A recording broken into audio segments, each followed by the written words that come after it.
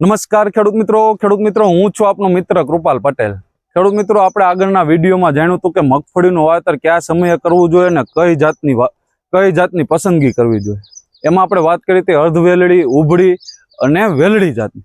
આજે આપણે આ વિડીયોમાં વાત કરવી છે કે વેલડી જાતમાં કયા બિયારણો આવે, અર્ધવેલડી જાતમાં કયા બિયારણો આવે અને ઉભળી જાતમાં કયા બિયારણો આવે।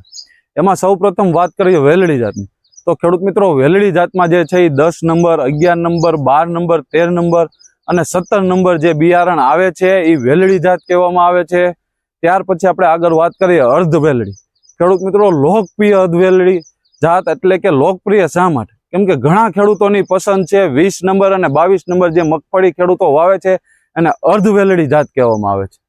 ખેડૂત મિત્રો ત્યાર પછી આગળ વાત કરીએ તો કે ઉભળી જાત।